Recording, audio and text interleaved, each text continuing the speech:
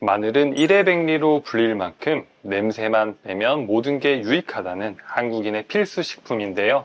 오늘은 당뇨, 고지혈증, 그리고 암까지 예방하는 마늘의 놀라운 효능부터 함께 먹으면 건강한 꿀조합과 피하셔야 하는 꽝조합에 대해 알려드릴 테니 잘 시청해주세요. 마늘은 미국 타임지가 선정한 세계 10대 슈퍼푸드 중 하나인데요. 이것은 핵심 성분인 알리신 때문입니다. 알리신은 비타민 B1의 체내 흡수율을 높여주는데요. 참고로 비타민 B1은 항피로 비타민이라 불릴 정도로 피로 회복에 좋습니다. 이 비타민 B1이 마늘의 알리신과 만나면 흡수율이 무려 20배 이상 높아지게 되는데요. 그리고 알리신은 강력한 항균, 살균 작용을 하기 때문에 우리 몸속 대장균, 곰팡이균 등 나쁜 균을 없애고 세균의 발육을 억제합니다. 또 혈중 LDL 콜레스테롤 수치를 낮추고 항산화 작용을 통해 혈관 속 염증을 줄여주며 혈압을 낮춰줍니다. 이러한 효과는 고지혈증이나 동맥경화를 예방하여 심혈관 질환을 예방하는 데 아주 중요한 역할을 합니다. 그리고 당뇨 환자들에게도 마늘은 건강에 좋은데요. 마늘의 알리신이 혈당을 낮추고 인슐린 분비를 촉진하게 됩니다. 또 널리 알려진 대로 항암 효과에 탁월한데요. 미국 국립암연구소에 따르면 마늘을 즐겨 먹은 사람은 그렇지 않은 사람에 비해 전립선 암 발병률이 최대 70% 정도 낮았고요. 하루에 마늘 반쪽씩 지속적으로 섭취한 사람들은 그렇지 않은 사람보다 위암 발생 위험도가 50%가 낮아지고 대장암 발생 위험도는 30%나 감소되는 것으로 나타났습니다. 알리신은 암세포가 스스로 사멸하게 유도하는 작용을 하여 다양한 암을 예방하는데요. 미국 국립암연구소에서는 식물성 식품 중 항암 효과가 가장 좋은 식품으로 마늘을 꼽기도 했습니다. 자, 지금부터는 마늘과 함께 먹으면 좋은 꿀조합과 조심해야 하는 꽝조합에 대해 알아볼 텐데요.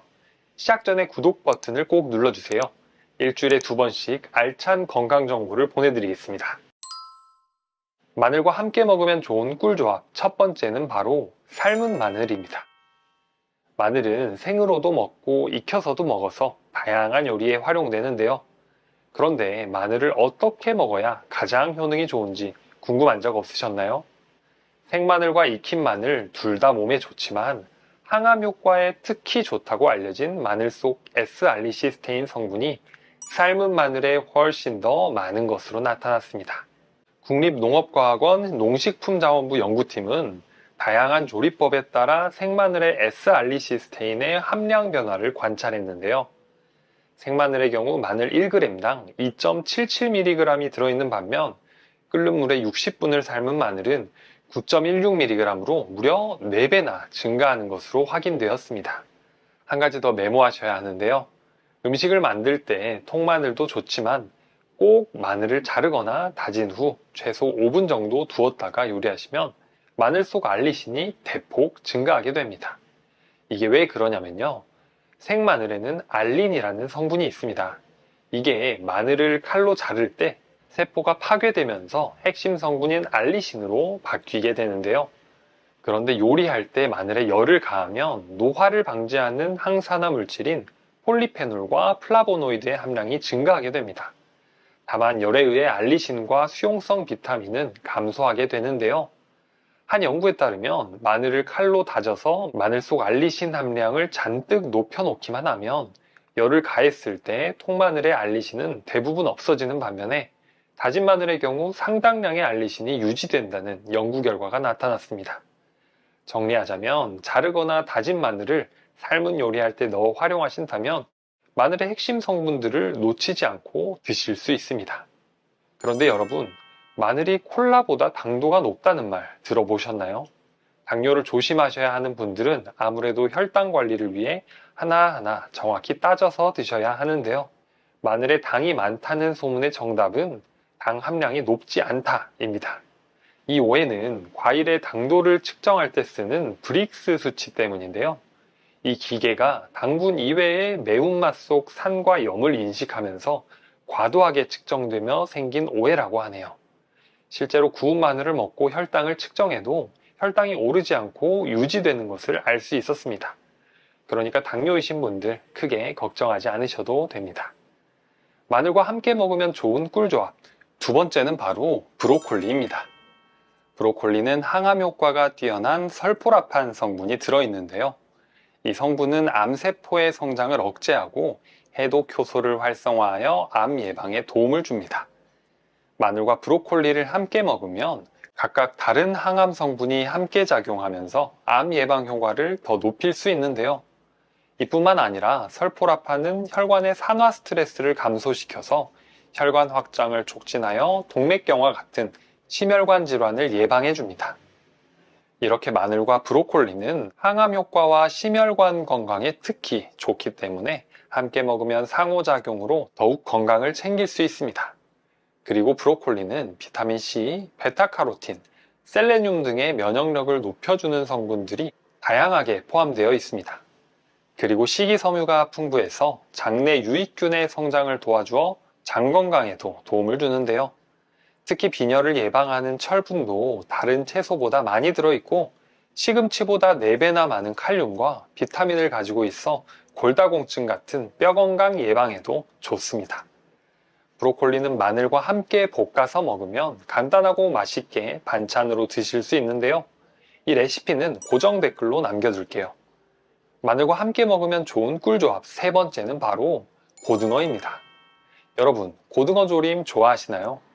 등푸른 생선에는 몸에 좋은 불포화 지방산인 오메가3가 아주 많이 들어있는데요. 그런데 한 가지 문제점이 있습니다. 바로 고등어를 요리할 때 조리하는 과정에서 오메가3가 산화되는 비중이 많다고 하는데요. 오메가3가 산화되면 세포 손상, 염증 유발, 대사질환 등 우리 건강에 좋지 않은 영향을 끼친다고 알려져 있는데요. 그런데 이때 마늘을 넣어서 함께 요리하면 마늘 속 항산화 성분인 알리신, 셀레늄 등이 오메가3 지방산의 산화를 막아줘서 더 건강한 조리법이 될 수 있습니다. 또 덤으로 생선 비린내까지 줄여주게 되고요. 그리고 면역력을 높여주는 영양소가 훨씬 많아지게 돼서 각종 영양소를 챙기는 건강한 식사를 할 수 있습니다. 마늘과 함께 먹으면 좋은 꿀조합 네 번째는 바로 버섯입니다. 마트에서 저렴하고 손쉽게 살 수 있는 버섯은 대표적으로 베타글루칸과 비타민 D 그리고 항산화제가 풍부하여 우리 건강에 좋은 식재료 중 하나인데요. 베타글루칸 성분은 우리 몸의 면역세포를 활성화시켜 면역 기능을 높여주는데 아주 좋은 물질입니다. 이 마늘과 버섯을 함께 먹으면 각기 다른 항산화 성분으로 항산화 작용이 크게 증가하는데요. 그래서 세포 손상을 방지하여 노화를 늦추고 만성질환을 예방하는 데 좋은 조합입니다. 그리고 마늘의 콜레스테롤 및 혈압 조절 효과와 버섯의 항산화 효과가 함께 만나 심혈관 건강에도 좋습니다. 마늘과 버섯을 함께 활용하여 맛있게 먹을 수 있는 마늘버섯 볶음밥이 있는데요. 고정 댓글로 남겨놓을 테니까 참고하세요. 다음으로 마늘을 피하셔야 하는 꽝조합 첫 번째는 바로 수술을 앞두신 분들입니다. 여러분, 사랑니 발치부터 치질 수술까지 비교적 간단한 수술을 앞두셨더라도 조심하셔야 하는데요. 대구 가톨릭대학교 연구에 따르면 수술 후 출혈을 잘 일으키는 식품 중 하나로 마늘을 꼽았습니다. 수술 전 마늘즙 같은 건강 보조식품을 먹었던 사람들이 수술 중 과다 출혈 사례가 있었다는 건데요. 연구를 담당했던 교수에 따르면 알리신 등의 마늘 성분이 혈소판 응집을 억제하며 혈액 응고를 막아서 출혈의 위험을 높인다고 이야기했는데요. 마늘뿐만 아니라 수술을 앞두신 분들이 피하셔야 하는 음식 세 가지는 바로 인삼, 생강, 오메가3 지방산입니다. 수술을 앞두셨는데 이를 모르고 드셨다면 꼭 의사와 상의하고 수술 전 1주에서 2주는 드시지 말아야 합니다. 마늘과 꽝조합 두 번째는 바로 위가 약하신 분들입니다. 부작용이 없다고 자부하는 마늘도 결국 사람에 따라 다른데요. 대체로 맛과 향이 강한 식품이 피부와 위에 자극적입니다. 마늘도 마찬가지인데요. 특히 생마늘을 먹을 경우 알리신 성분이 위벽을 자극하게 됩니다.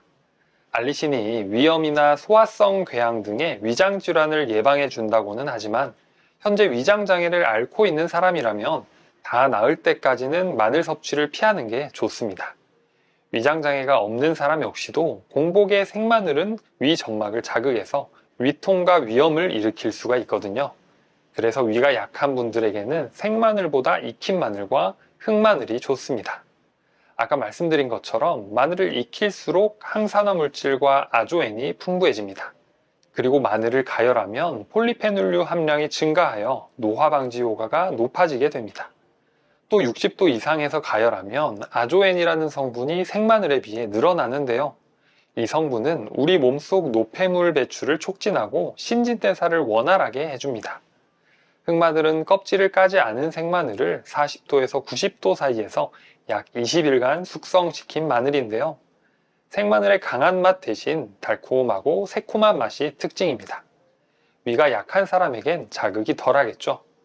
충북농업기술원 연구에 따르면 흑마늘은 일반 마늘에 비해 활성산소를 제거하는 항산화력과 항암 효과가 무려 10배나 높고요.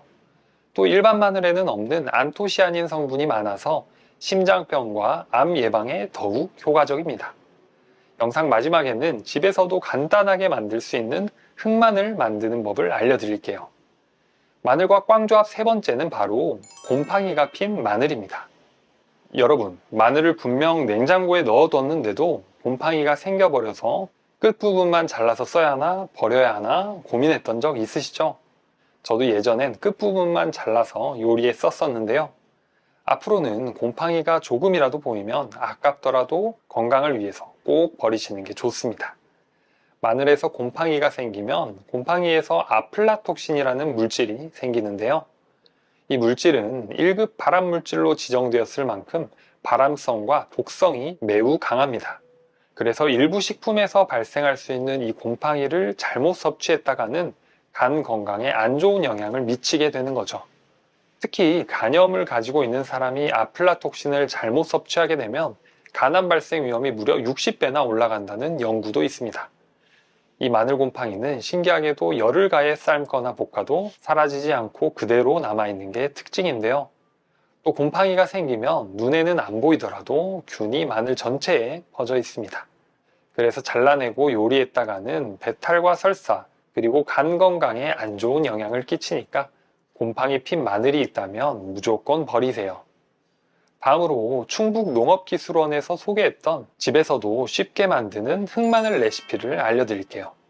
준비물은 마늘, 대추, 산바리, 전기밥솥입니다. 먼저 마늘의 가지 부분을 약 1cm 정도 남긴 후 제거하시고요. 전기밥솥 바닥에 산바리를 깔아서 마늘을 올려줍니다. 이때 산바리는 아래쪽 마늘이 눌러붙지 않고 공기가 잘 순환되게 해주는 역할을 합니다. 다음으로 마늘의 20에서 30% 양으로 대추를 위에 올려서 섞어주세요. 연구에 따르면 대추를 함께 넣으면 마늘의 항산화 성분이 증가하여 항암 효과를 높이는 데 도움을 줍니다. 대추가 없으시면 안 넣으셔도 괜찮습니다. 다음 전기밥솥의 보온 버튼을 눌러주시면 끝입니다. 주의할 점으로 갓 수확한 햇마늘은 보통 수분이 많이 들어있어 20일 이상 유지하는 게 좋고요. 수분이 없는 마늘은 15일 전후로 기다리시면 흑마늘이 완성됩니다. 기다리는 과정에서 마늘이 타는 것을 막기 위해 하루 한 번은 꼭 뚜껑을 열어줘서 공기순환을 해주시고요. 일주일 정도 지나면 산바리 밑에 깔린 마늘은 위로 올리고 위에 있던 마늘은 아래로 내려주면 마늘이 타는 것을 방지하고 골고루 숙성시켜줍니다. 마늘을 까봤을 때 초콜릿색을 띠면 흑마늘이 완성된 건데요. 흑마늘을 바로 드셔도 되지만 완성된 흑마늘은 수분이 여전히 많아서 장기간 보관을 위해 후숙 과정이 필요합니다. 바람이 잘 부는 그늘에서 30일 정도 말려주시는 게 좋고요. 혹시 가정용 식품 건조기가 있으시다면 60도 온도에서 약 20시간 정도 돌려주시면 됩니다. 후숙 과정을 거치면 보관뿐만 아니라 쫀득한 식감이 생겨서 더 맛있게 드실 수 있습니다. 오늘 내용이 좋으셨다면 구독과 좋아요를 꼭 눌러주세요. 앞으로도 알찬 건강 정보를 꾸준히 시청하실 수 있습니다.